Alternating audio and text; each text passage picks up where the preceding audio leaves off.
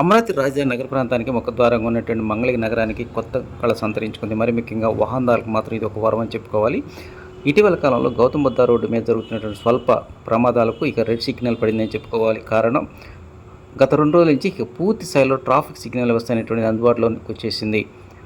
మంగళగిరి నగరంలోని కీలకమైన ప్రాంతాల్లో ఈ ట్రాఫిక్ సిగ్నల్ ఏర్పాటు చేయాలని అధికారులు ఇప్పటికే నిర్ణయించారు. కానీ మొదటి విడత అంటే ఫస్ట్ ఫేజ్లో మాత్రం ఎయిమ్స్ హాస్పిటల్ సర్కిల్, కొత్త బస్టాండు, ఎన్ఆర్ఐ హాస్పిటల్ జంక్షన్ దగ్గర మాత్రం అందుబాటులో తీసుకొచ్చారు. ఇక మిగిలినటువంటి భాగాలు అంటే విడతల వారీగా ఈ యొక్క ట్రాఫిక్ సిగ్నల్ను ఏర్పాటు చేస్తామని అధికారులు చెబుతూ ఉన్నారు. ఇప్పటి వరకు సాదాసీదాగా సెమీ అర్బన్గా ఉన్నటువంటి మంగళగిరి నగరం మాత్రం ఒక విధంగా పూర్తిగా హైదరాబాదు, వైజాగ్, అదేవిధంగా గుంటూరు, విజయవాడ నగరాల్లాగానే ట్రాఫిక్ సిగ్నల్ కింద మాత్రం రాకపోకలు కొనసాగించాల్సిన పరిస్థితి ఏర్పడింది.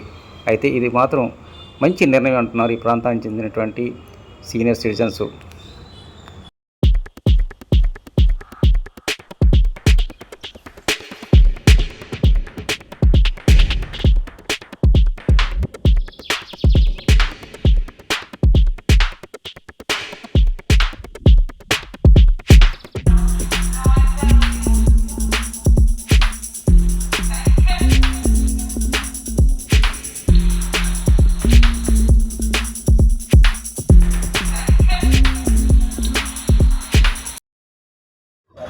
10 నిమిషాలు లేట్ అయినా సరే 100 సంవత్సరాలు బతికే యోగా ఉంది.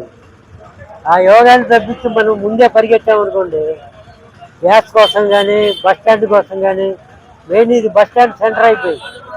కావాల్సి కంపల్సరీగా డివైడర్ ఉండాలి, ఇక్కడ డివైడర్ ఉండాలి, సిగ్నల్ ఉండాలి.